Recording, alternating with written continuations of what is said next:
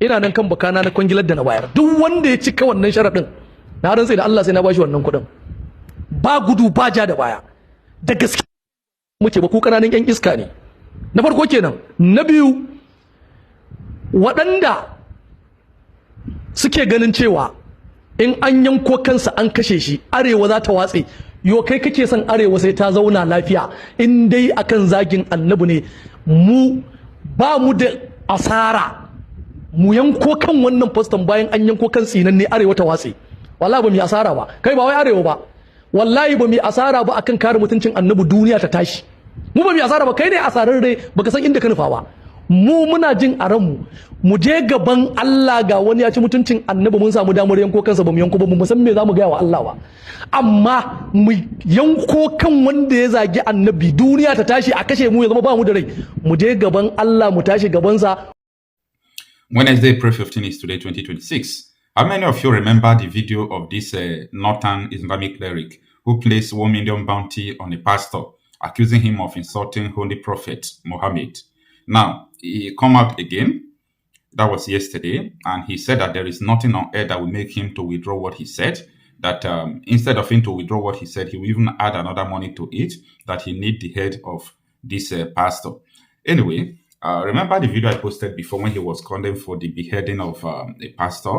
I didn't know, I have not seen the video of the pastor, but a friend of mine, told me that it's on about the issue of the killing that is going on, that the pastor, even the video itself is no longer on the internet, that people are not circulating the video again. Okay, what did the pastor say? The pastor was saying that the terrorists are shouting under Kwakuba, that the terrorists are doing the work of Prophet Muhammad, that the work he gave them to do is what they are doing.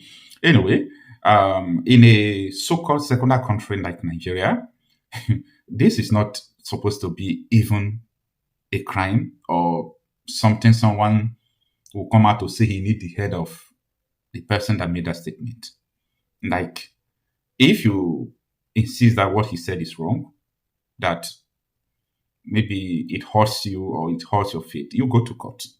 But no, these people will not go to court. They will say it is blasphemy. You know why? Blasphemy is not a Nigerian constitution, but it's in the Sharia law. So he wants them to judge the pastor with Sharia law. And the Sharia law stipulated that anyone who blasphemes should be stoned to death, should be killed. You understand? Now, that is not the main problem. The problem here is this. Do you know the reason why the Department of State Service, DSS, have not issued a warrant? Or sorry, it's called that issue warrant for arrest. But DSS have not arrested him. Someone comes out to say that he's going to kill, boasting that he's going to kill. And the whole world is seeing it. It's causing tension. The only thing the DSS could do is to remain mute. But if it's another person that comes out to say similar statement like that, the hell will be those. This is what infiltration have caused. When they have their people in all these civil places, they make sure that they protect their people, they protect all this evil. If I was the one that made the statement, I said I'm going to behead an imam, and I bring out money and put on imam's head, the following day, the DSS knows where to get me exactly. They knows my location. They know where to get me. But this is an imam, okay, a terror sympathizer, someone who have been talking good deals of Boko Haram, Iswab, who don't condemn killing at all, who doesn't even regard the government, who always talk about Sharia taking over the world. I pity Nigerians. I pity Nigerians. Every now and then, if they come out to tell you that, oh, Oduduwa Republic people, they are seeking for a way to exit Nigeria. That is why we are coming against them. Biafra Republic people or Biafra dictators, they are looking for a way to exit Nigeria, and that is why we are stopping them, because that is a crime. But nobody have ever come out to tell you what Boko Haram want. Boko Haram wants a total destruction of Western culture, value system, education system, and the upholding of Sharia law and turning of Nigeria into a Sharia state. Their mission is to overthrow Nigeria through taking over their military, taking over their government. So the plan they mapped out is actually working. They infiltrated the soldiers. You started seeing the repentant Boko Haram and so on and so forth. Like, it's a very big problem. It's a very big problem. So anybody who is actually supporting them don't have that grievous consequences or repercussion, like no penalty for supporting criminals in Nigeria any longer. To the extent that the National Security Advisor will come out to say that this is our brother. You know what that means? It means you are aiding them to call them your brother. And that man's supposed to be behind the bar, but nobody's going to do that. That is where what Kunde Olaomi, former military intelligence officer, what he said comes to play. He said when they wanted to stop Boko Haram, after they have made necessary arrests of their leaders, they discovered that their sponsors are in government. Some of them are governors. Some of them were governors then during Buhari administration. Some of them are in Yasoro. To the extent that if they really want to stop it, they've got to arrest the president, and of which they don't have the power to do that. They don't have the power to do that. You know why I'm saying all these things? I'm saying it because of what is going on. Like this man telling you that he's going to kill this pastor. No, we'll stop him. This is not, if you kill the pastor, we'll deal with you. No.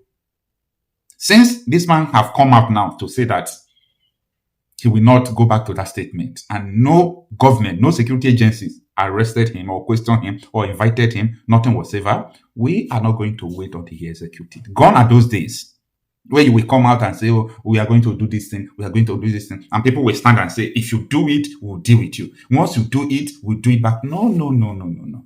That one is an eye for an eye. No, this period is not an eye for an eye. If you see a threat, go after the threat. Don't wait for the threat to come to you. Go after the threat. Go after the threat. So, Imam, bring it on. Do your worst. Do whatever you want to do. Do whatever you want to do. They sent a message to you after you did your first video. The message was, provide what the man said to the public. Because the way this man is putting it, you will think that the pastor did a grievous something.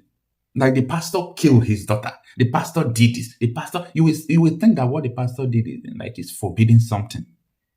Come on. No. It shouldn't happen like that. No. It's time we stop tolerating all this nonsense. So, since the first message was sent to the pastor, to this imam, and this imam did not regard the message, provide what you say or what you are saying that this pastor did. Just post it on the internet. Let people judge whether what he said was true or not. Post it. You have the burden of proof to bring what you said that the pastor said. Post it. We challenge you to post it. Post what he said. And you are here bragging. No problem now. Bring it on. Let's see. You are asking for someone said with 1 million naira. No problem. Bring it on. So, time is coming. I know that if anybody talk now, before you know, the government will say that you are causing tension. But they will not see this man, that this man is causing tension. By the time they will go and meet this man now, by the time people will go and meet this man now, everybody will start talking about tension. But nobody is seeing what this man is doing. See, gone are those days, oh, you don't know who is who. Gone are those days. Everybody should be very, very careful. Everybody should be very, very careful. In a country where we are seeing everybody dying one after the other, we can't wait. Like me, I can't wait for someone to come out to say, Coach, I'm going to kill you. You are gone. You are gone. Like, I'm not missing words to it. You threaten to kill me. If security operatives, if they arrest you because you threaten to kill me and take you into custody and jail you, I might rethink, yes, the law has taken its course. But you know, the problem with Nigeria, the law is not working. We are facing the state of anarchy. When the law says these terrorists should be sentenced to death, but the military spokesperson is saying they don't deserve death, contrary to the law. So in a situation like that, you help yourself. Help yourself. Anybody that wants to kill you, don't wait till they kill you. Kill the person. Anybody that wants to kill you, be it terrorists, you are shooting AK-47, you enter people's village, you want to kill them. Oh, people should be folding their hands, right? See, if you think this thing will not come to you, wake up. Wake up. So I am policing myself. I am a vigilante. So I police myself. I protect myself against any threat.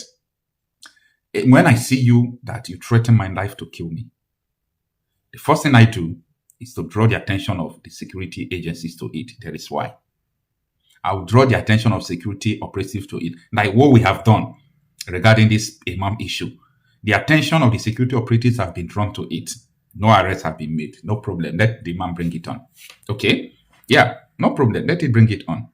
Enough is enough.